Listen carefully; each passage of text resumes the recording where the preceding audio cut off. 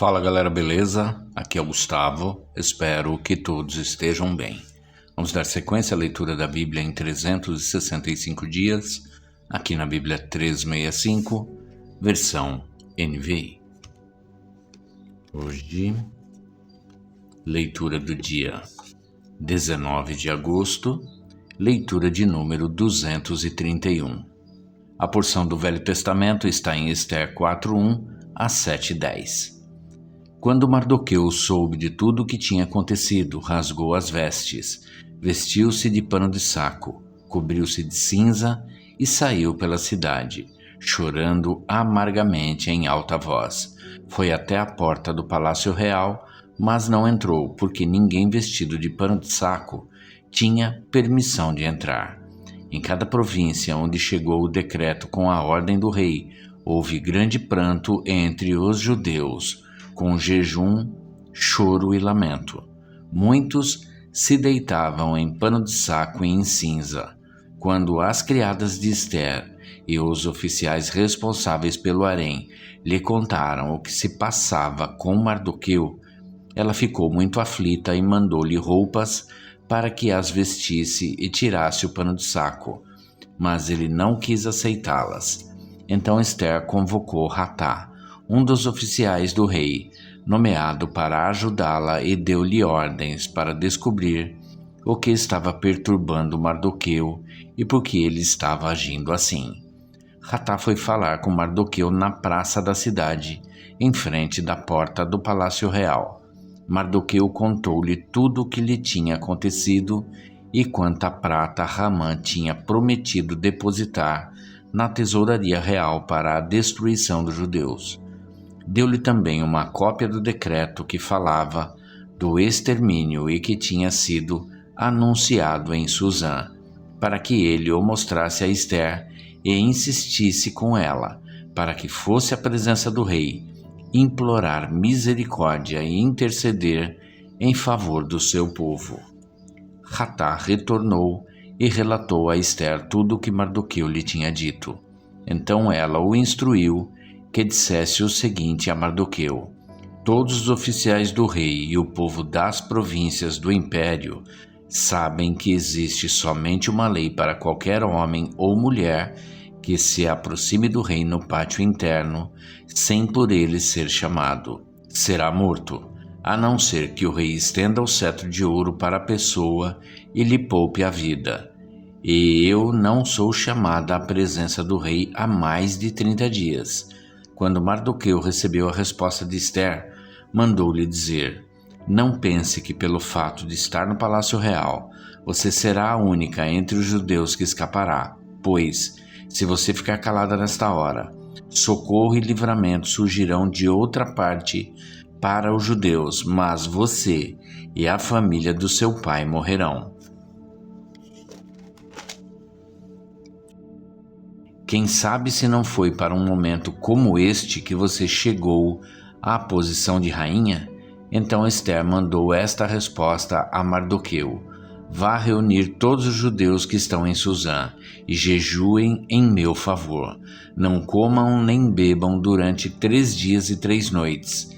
Eu e minhas criadas jejuaremos como vocês. Depois disso irei ao rei, ainda que seja contra a lei. Se eu tiver que morrer, morrerei. Mardoqueu retirou-se e cumpriu todas as instruções de Ester. 3 dias depois, Ester vestiu seus trajes de rainha e colocou-se no pátio interno do palácio, em frente do salão do rei. O rei estava no trono, de frente para a entrada, quando viu a rainha Ester ali no pátio. Teve misericórdia dela e estendeu-lhe o cetro de ouro que tinha na mão. Ester aproximou-se e tocou na ponta do cetro, e o rei lhe perguntou: que há, rainha Ester? Qual é o seu pedido? Mesmo que seja a metade do reino, será dado a você. Respondeu Ester: se for do agrado do rei, venha com Hamã a um banquete que lhe preparei. Disse o rei: tragam Hamã imediatamente, para que ele atenda ao pedido de Ester. Então o rei e Hamã foram ao banquete que Ester havia preparado. Enquanto bebiam vinho, o rei tornou a perguntar a Ester: qual é o seu pedido? Você será atendida. Qual o seu desejo? Mesmo que seja a metade do reino, será concedido a você. Ester respondeu: este é o meu pedido e o meu desejo. Se o rei tem consideração por mim, e se lhe agrada atender e conceder o meu pedido, que o rei Ramã venha amanhã ao banquete que lhes preparei. Então responderei à pergunta do rei. Naquele dia, Ramã saiu alegre e contente, mas ficou furioso quando viu que Mardoqueu, que estava junto à porta do palácio real, não se levantou nem mostrou respeito em sua presença. Ramã, porém, controlou-se e foi para casa. Reunindo seus amigos e Zeres, sua mulher, Ramã vangloriou-se de sua grande riqueza, de seus muitos filhos e de como o rei o havia honrado e promovido acima de todos os outros nobres e oficiais. E acrescentou Ramã: além disso, sou o único que a rainha Ester convidou para acompanhar o rei ao banquete que ela lhe ofereceu. Ela me convidou para comparecer amanhã com o rei, mas tudo isso não me dará satisfação enquanto eu vir aquele judeu Mardoqueu sentado junto à porta do palácio real.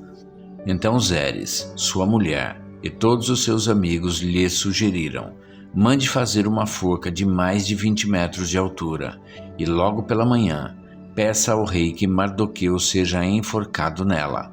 Assim você poderá acompanhar o rei ao jantar e alegrar-se. A sugestão agradou Ramã e ele mandou fazer a forca. Naquela noite, o rei não conseguiu dormir, por isso ordenou que trouxessem o livro das crônicas do seu reinado e que o lessem para ele. E foi lido o registro de que Mardoqueu tinha denunciado Bigtã e Teres, dois dos oficiais do rei que guardavam a entrada do palácio e que haviam conspirado para assassinar o rei Xerxes. Que honra e reconhecimento Mardoqueu recebeu por isso? Perguntou o rei. Seus oficiais responderam: nada lhe foi feito. Ramã havia acabado de entrar no pátio externo do palácio para pedir ao rei o enforcamento de Mardoqueu na forca que ele lhe havia preparado. Os oficiais do rei responderam: é Ramã que está no pátio. Façam-no entrar, ordenou o rei. Entrando Ramã, o rei lhe perguntou: o que se deve fazer ao homem que o rei tem o prazer de honrar? E Ramã pensou consigo: a quem o rei teria prazer de honrar, senão a mim? Por isso respondeu ao rei: ao homem que o rei tem prazer de honrar, ordena que tragam um manto do próprio rei e um cavalo que o rei montou, e que ele leve o brasão do rei na cabeça. Em seguida, sejam o manto e o cavalo confiados a alguns dos príncipes mais nobres do rei, e ponham eles o manto sobre o homem que o rei deseja honrar, e o conduzam sobre o cavalo pelas ruas da cidade, proclamando diante dele: isto é o que se faz ao homem que o rei tem o prazer de honrar. O rei ordenou então a Ramã: vá depressa apanhar o manto e o cavalo e faça ao judeu Mardoqueu o que você sugeriu. Ele está sentado junto à porta do palácio real. Não omita nada do que você recomendou. Então Ramã apanhou o cavalo, vestiu Mardoqueu com o manto e o conduziu sobre o cavalo pelas ruas da cidade, proclamando à frente dele: isto é o que se faz ao homem que o rei tem o prazer de honrar. Depois disso, Mardoqueu voltou para a porta do palácio real. Ramã, porém, correu para casa com o rosto coberto, muito aborrecido, e contou a Zeres, sua mulher, e a todos os seus amigos tudo o que lhe havia acontecido. Tanto os seus conselheiros como Zeres, sua mulher, lhe disseram: visto que Mardoqueu, diante de quem começou a sua queda, é de origem judaica, você não terá condições de enfrentá-lo. Sem dúvida, você ficará arruinado. E, enquanto ainda conversavam, chegaram os oficiais do rei e, às pressas, levaram Ramã para o banquete que Ester havia preparado. O rei e Ramã foram ao banquete com a rainha Ester, e enquanto estavam bebendo vinho no segundo dia, o rei perguntou de novo: Rainha Ester, qual é o seu pedido? Você será atendida. Qual o seu desejo? Mesmo que seja a metade do reino, isso será concedido a você. Então a rainha Ester respondeu: Se posso contar com o favor do rei, e se isto lhe agrada, poupe a minha vida e a vida de meu povo. Este é o meu pedido e o meu desejo, pois eu e meu povo fomos vendidos para destruição, morte e aniquilação. Se apenas tivéssemos sido vendidos como escravos e escravas, eu teria ficado em silêncio, porque nenhuma aflição como essa justificaria perturbar o rei. O rei Xerxes perguntou à rainha Ester: Quem se atreveu a uma coisa dessas? Onde está ele? Respondeu Ester: O adversário inimigo é Ramã, esse perverso. Diante disso, Ramã ficou apavorado na presença do rei e da rainha. Furioso, o rei levantou-se, deixou o vinho, saiu dali e foi para o jardim do palácio. E percebendo Ramã que o rei já tinha decidido condená-lo, ficou ali para implorar por sua vida à rainha Ester. E voltando o rei do jardim do palácio ao salão do banquete, viu Ramã caído sobre o assento onde Ester estava reclinada. Então exclamou: Chegaria ele ao cúmulo de violentar a rainha na minha presença e em minha própria casa? Mal o rei terminou de dizer isso, alguns oficiais cobriram o rosto de Ramã, e um deles, chamado Harbona, que estava a serviço do rei, disse: Há uma forca de mais de 20 metros de altura junto à casa de Ramã, que ele fez para Mardoqueu, aquele que intercedeu pela vida do rei. Então o rei ordenou: enforquem-no nela. Assim Ramã morreu na forca que tinha preparado para Mardoqueu, e a ira do rei se acalmou. Agora a parte do Novo Testamento é em 1 Coríntios 12, de 1 a 26. Irmãos, quanto aos dons espirituais, não quero que vocês sejam ignorantes. Vocês sabem que, quando eram pagãos, de uma forma ou de outra, eram fortemente atraídos e levados para os ídolos mudos. Por isso, eu afirmo que ninguém que fala pelo Espírito de Deus diz: Jesus seja amaldiçoado, e ninguém pode dizer: Jesus é Senhor, a não ser pelo Espírito Santo. Há diferentes tipos de dons, mas o Espírito é o mesmo. Há diferentes tipos de ministérios, mas o Senhor é o mesmo. Há diferentes formas de atuação, mas é o mesmo Deus quem efetua tudo em nós. A cada um, porém, é dada a manifestação do Espírito, visando ao bem comum.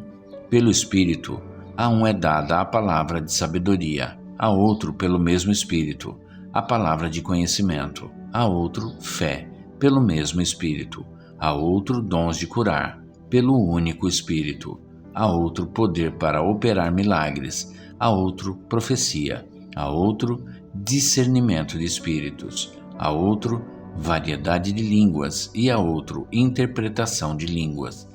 Todas essas coisas, porém, são realizadas pelo mesmo e único Espírito, e ele as distribui individualmente, a cada um como quer. Ora, assim como o corpo é uma unidade, embora tenha muitos membros, e todos os membros, mesmo sendo muitos, formam um só corpo, assim também com respeito a Cristo, pois em um só corpo todos nós fomos batizados em um único Espírito, quer judeus, quer gregos, quer escravos, quer livres, e a todos nós foi dado beber de um único Espírito.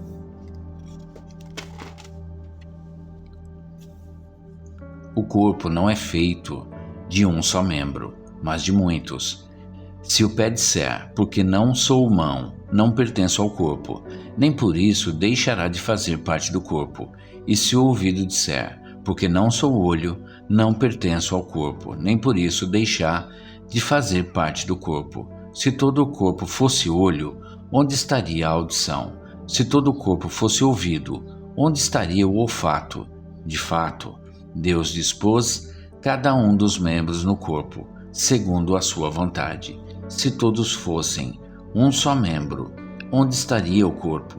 Assim, há muitos membros, mas um só corpo.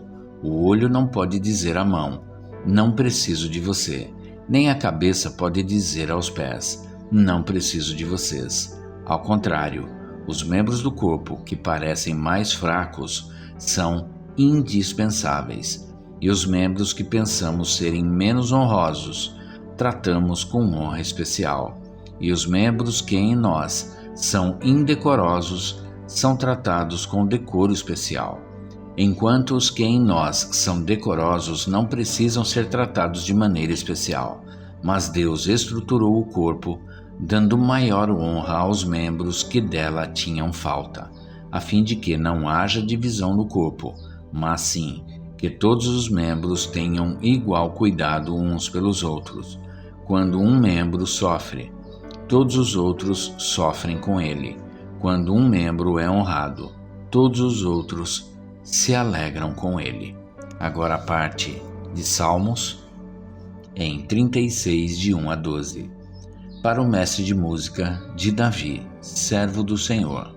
Há no meu íntimo um oráculo a respeito da maldade do ímpio. Aos seus olhos é inútil temer a Deus. Ele se acha tão importante que não percebe nem rejeita o seu pecado. As palavras da sua boca são maldosas e traiçoeiras. Abandonou o bom senso e não quer fazer o bem. Até na sua cama planeja maldade. Nada há de bom no caminho a que se entregou, e ele nunca rejeita o mal. O teu amor, Senhor, chega até os céus, a tua fidelidade até as nuvens. A tua justiça é firme como as altas montanhas. As tuas decisões insondáveis como o grande mar. Tu, Senhor, preservas tanto os homens quanto os animais. Como é precioso o teu amor, ó Deus! Os homens encontram refúgio à sombra das tuas asas. Eles se banqueteiam na fartura da tua casa. Tu lhes dás de beber do teu rio de delícias, pois em ti está a fome da vida. Graças à tua voz, vemos a luz.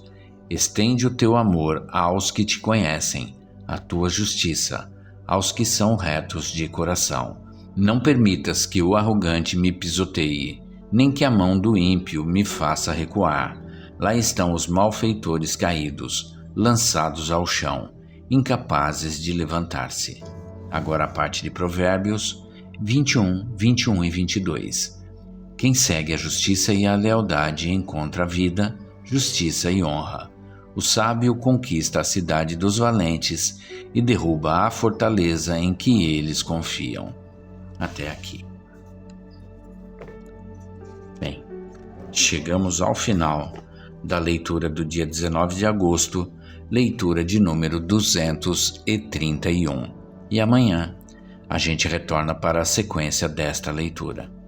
Espero que todos tenham um excelente dia e que Deus abençoe a vida de cada um de vocês.